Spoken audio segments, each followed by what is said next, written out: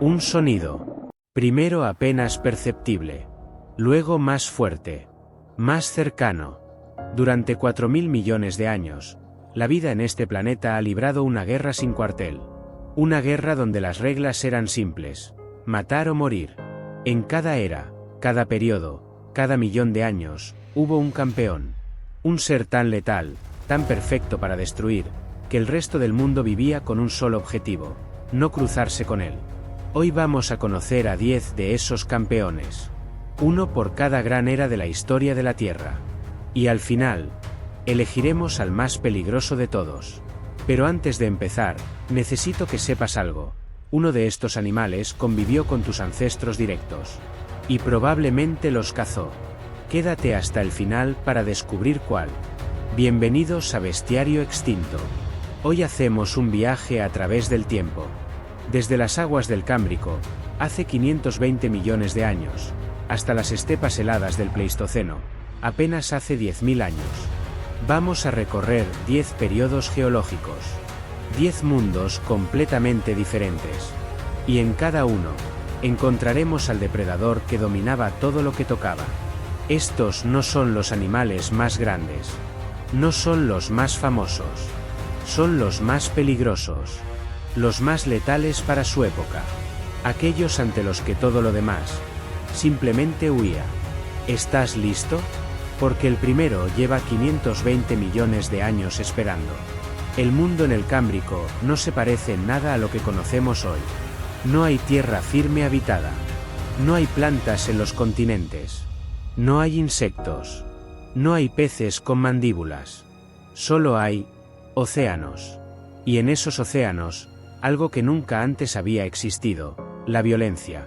Porque el Cámbrico fue el periodo donde apareció, por primera vez en la historia de la vida, la depredación activa. Los animales comenzaron a cazar a otros animales. Y el primero en perfeccionar ese arte fue él. Anomalocaris. Su nombre significa gamba anormal. Un nombre absurdamente modesto para un depredador que era, literalmente, el animal más grande que había existido en toda la historia del planeta. Anomalocaris medía hasta 1 metro. En un mundo donde todo lo demás medía centímetros, era literalmente 50 veces más grande que su presa más grande. Sus ojos compuestos tenían más de 16.000 lentes. Podía detectar movimiento en todas direcciones simultáneamente. Tenía 2 apéndices en la cabeza, cubiertos de espinas, capaces de atrapar y triturar cualquier criatura del Cámbrico en milisegundos. Sus dientes circulares, formados por placas de quitina dura, podían romper los caparazones de trilobites perfectamente blindados. Los fósiles de trilobites de esta época muestran mordidas perfectamente circulares. La firma inequívoca de Anomalocaris. Era tan dominante que los científicos tardaron más de 80 años en entender cómo era. Durante décadas, sus partes se describieron como 3 animales distintos. Su boca se catalogó como una medusa. Sus apéndices como el cuerpo de un crustáceo. Solo en 1985 se reconstruyó el animal completo, y el mundo científico quedó boquiabierto. En el Cámbrico, Anomalocaris no tenía depredadores. No tenía rivales. Era el rey absoluto de los mares primordiales. Pero en el siguiente periodo, 100 millones de años después, apareció algo que haría que Anomalocaris pareciera inofensivo. Un pez sin dientes, pero con la mordida más poderosa del océano. El Devónico es conocido como la Edad de los peces. El océano estaba lleno de ellos. Decenas de especies. Cientos. Miles. Y todos compartían el mismo miedo. Dunkleosteus. 8 a 10 metros de longitud. Peso estimado de 3 a 4 toneladas. Cabeza completamente blindada con placas de hueso macizo de varios centímetros de grosor. No tenía dientes, y sin embargo, tenía la mordida más potente de cualquier ser vivo en su época. ¿Cómo es posible? Sus mandíbulas no eran como las nuestras. Eran 2 filos de hueso afilado, como guillotinas, que se abrían y cerraban a una velocidad de 50 milisegundos. El agua era aspirada hacia su boca, junto con cualquier presa que tuviera la mala fortuna de estar cerca. La fuerza de mordida de Dunkleosteus se estima en 4.400 kilos por centímetro cuadrado. Para comparar, la de un gran tiburón blanco es de apenas 300 kilos por centímetro cuadrado. Los científicos han encontrado restos de otros Dunkleosteus, parcialmente digeridos junto a sus fósiles. Lo que confirma algo escalofriante: eran caníbales. Cuando no encontraban presas, se comían entre sí. Su armadura cefálica lo hacía virtualmente inatacable por delante. Sus únicos puntos vulnerables eran las aletas y la cola. Pero para cuando cualquier depredador llegara a esa posición, ya era demasiado tarde. El Devónico terminó con una de las extinciones más devastadoras de la historia. El 70% de todas las especies desaparecieron. Dunkleosteus murió con ellas. No porque fuera débil, sino porque el océano entero dejó de existir como lo conocía. El Carbonífero cambió todo. Por primera vez en la historia, la vida conquistó la tierra firme de manera masiva. Y lo hizo en grande. Literalmente. El oxígeno atmosférico alcanzó niveles nunca vistos, un 35% frente al 21% actual. Y ese oxígeno extra tuvo un efecto que los científicos todavía estudian. Los artrópodos insectos, escorpiones, milpies crecieron hasta tamaños que nos resultan imposibles de imaginar. Meganeura, libélulas con 70 centímetros de envergadura. Artropleura, milpies de 2,5 metros. Y reinando sobre todos ellos, el depredador terrestre por excelencia del Carbonífero. Pulmonoscorpius. Un escorpión. De 70 centímetros de largo.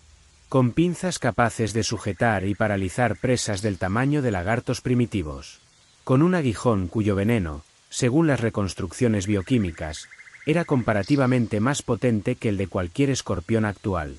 En el Carbonífero, el 35% de O2 atmosférico permitía que los insectos respiraran suficiente para mantener cuerpos hasta 10 veces más grandes que los actuales. Pulmonoscorpius no era el mayor depredador del Carbonífero en términos de tamaño, pero era el más letal, palmo a palmo. Cazaba activamente, usando sus pedipalpos para detectar vibraciones en el suelo. Su visión no era excelente, pero no la necesitaba. Los sensores de su cuerpo le decían exactamente dónde estaba cada presa. El Carbonífero terminó con el llamado colapso de la selva pluvial. El clima se volvió más seco y los bosques tropicales se fragmentaron.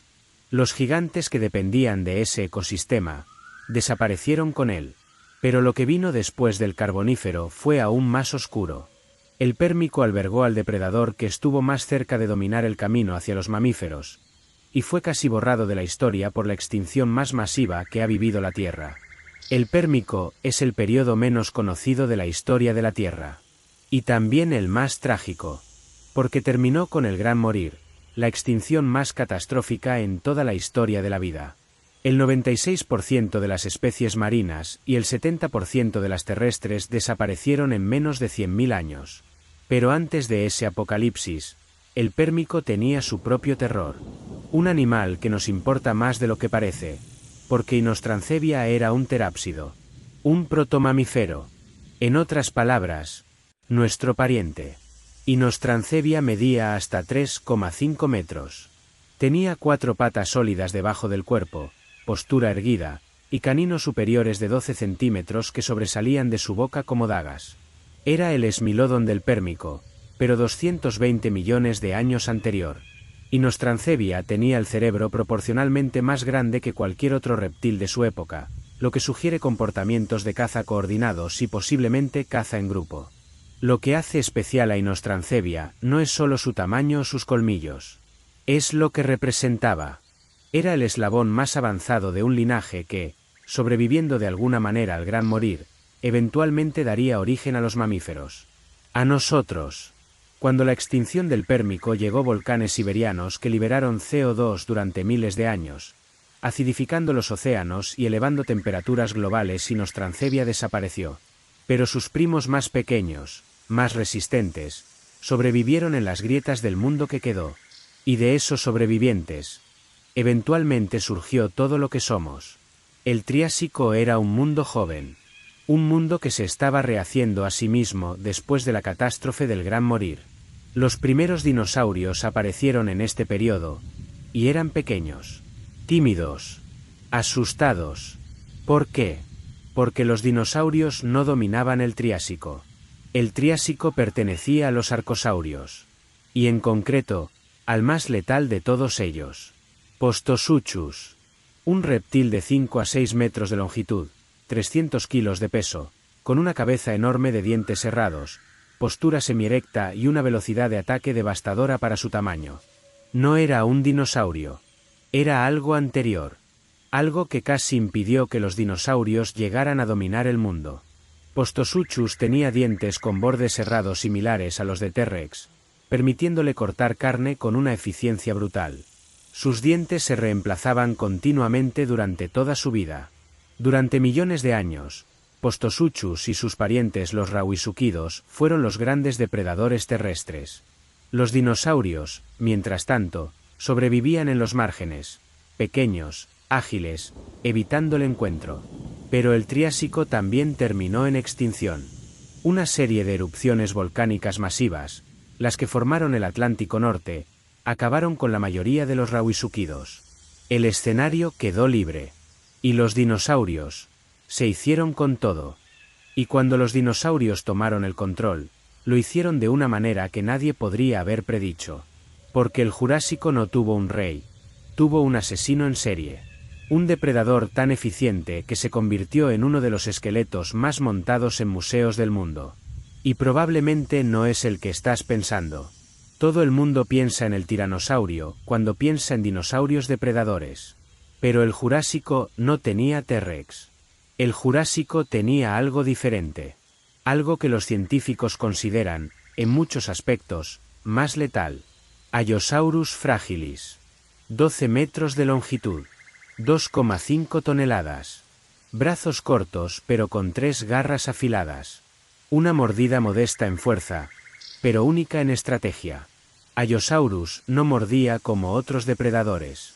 Sus mandíbulas funcionaban como hachas. Abrían la boca completamente y atacaban hacia abajo con la cabeza entera, usando la fuerza del cuello y el torso. El resultado no era una mordida de presión. Era un tajo. Una apertura de herida diseñada para que la presa se desangrara rápidamente. En el Morrison Formation de Estados Unidos, los fósiles de Allosaurus representan el 70% de todos los dinosaurios carnívoros encontrados. Era, con diferencia, el depredador dominante del Jurásico norteamericano. Pero lo que realmente destaca a Allosaurus es su comportamiento. Las evidencias fósiles sugieren que cazaban en grupos. Se han encontrado múltiples individuos alrededor de restos de Apatosaurus y Stegosaurus, con marcas de mordida de diferentes Allosaurus en el mismo hueso. Cazar en grupos significaba una cosa: podían atacar presas infinitamente más grandes que ellos. Un Apatosaurus de 20 toneladas era invulnerable a un Allosaurus solo. Pero 2, 3, 4, trabajando en coordinación, ya era otra historia. Allosaurus dominó el Jurásico durante casi 10 millones de años. 10 millones de años de reinado. Para poner eso en perspectiva, nosotros llevamos como especie menos de 300.000. Y llegamos al Cretácico. Al más famoso. Al que todos esperaban. Tyrannosaurus Rex.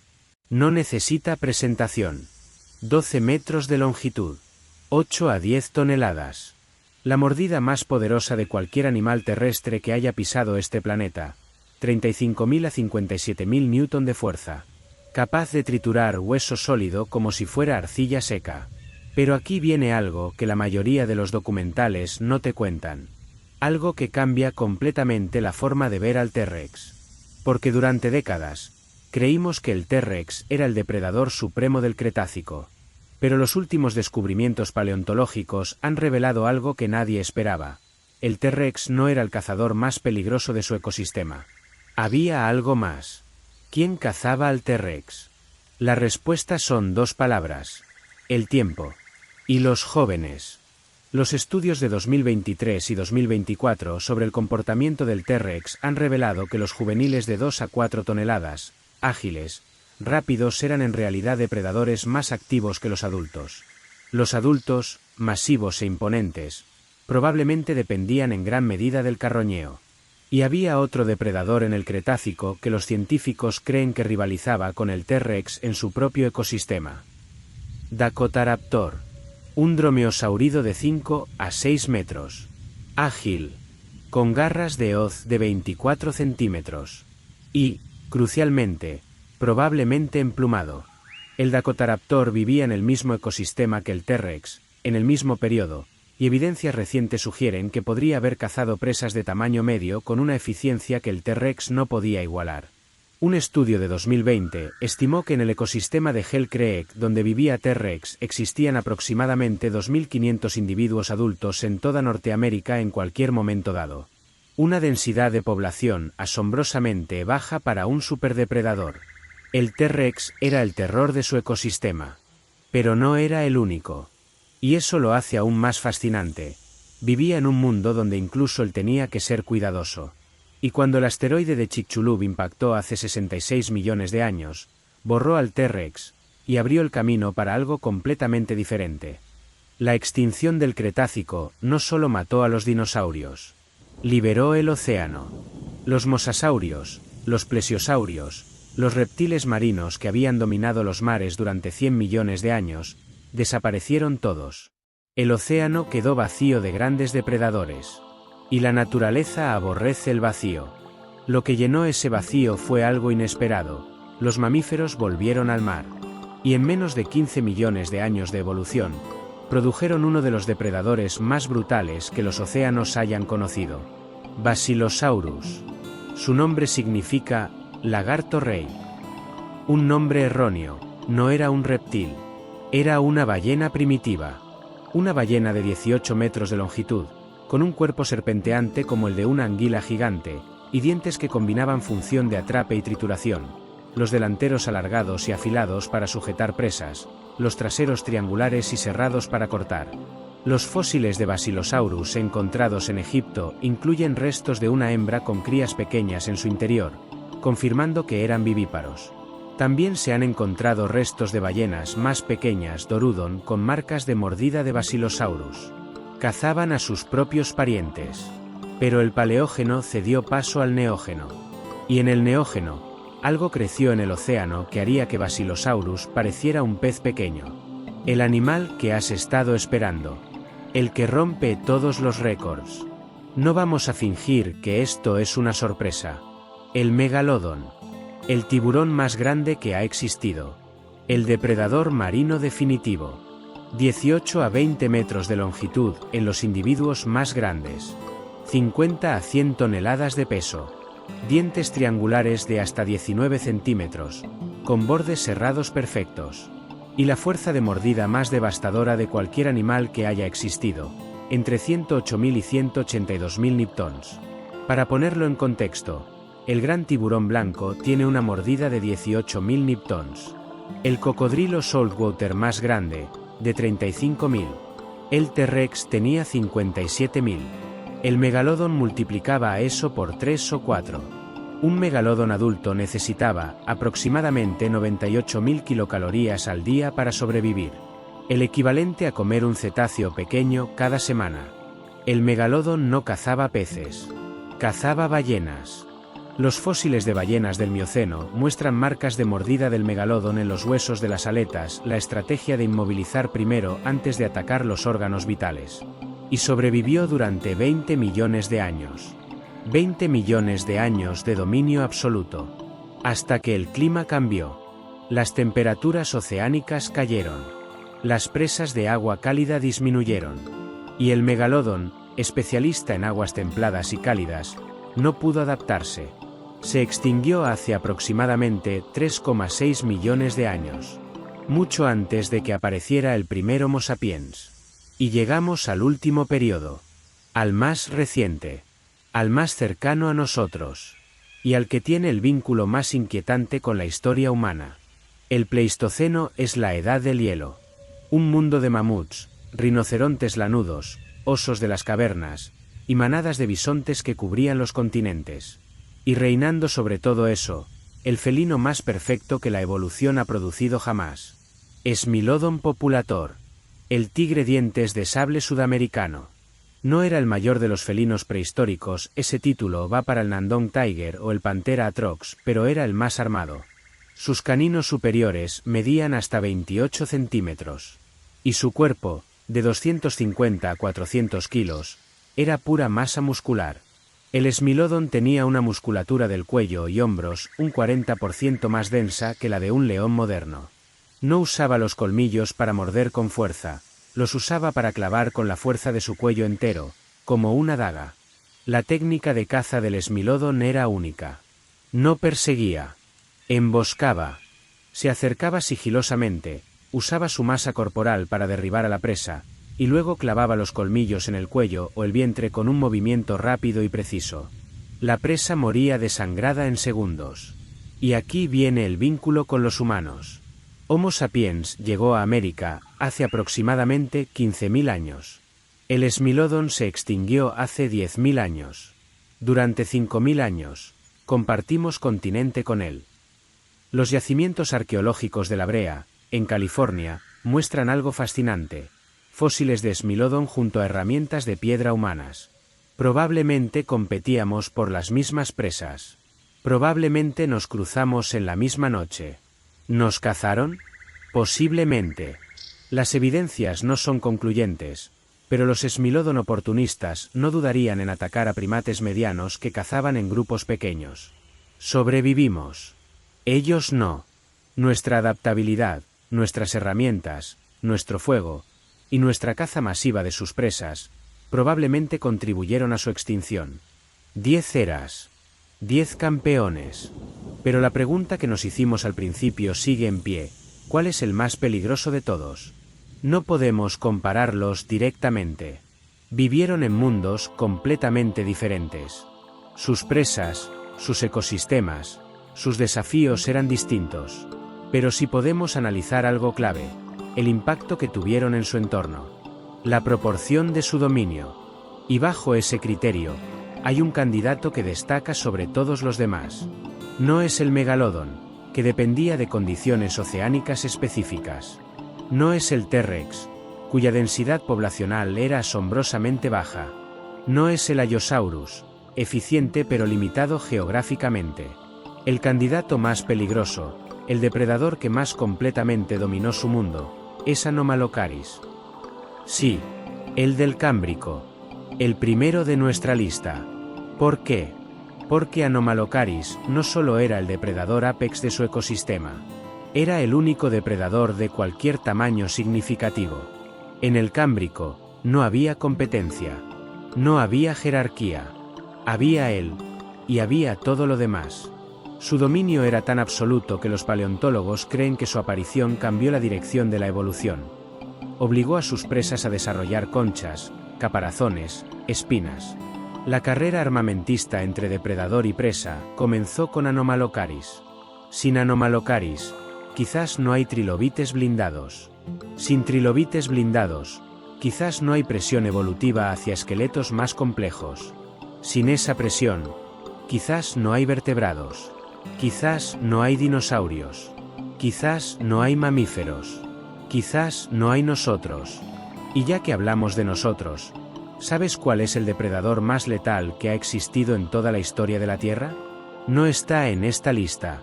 Apareció hace solo 300.000 años. Tiene manos. Y está viendo este vídeo ahora mismo. Si llegaste hasta aquí, ya sabes más de historia natural que el 99% de las personas que conoces. Este viaje de 520 millones de años terminó donde empezó, con un depredador mirando a otro. Si quieres seguir explorando el bestiario de la prehistoria, suscríbete. Cada semana resucitamos a las criaturas que el tiempo se llevó. Y si tienes curiosidad por saber qué animal habría ganado en un enfrentamiento directo entre el Megalodon y el Basilosaurus, ya estamos preparando ese vídeo. Hasta la próxima, desde las profundidades del tiempo.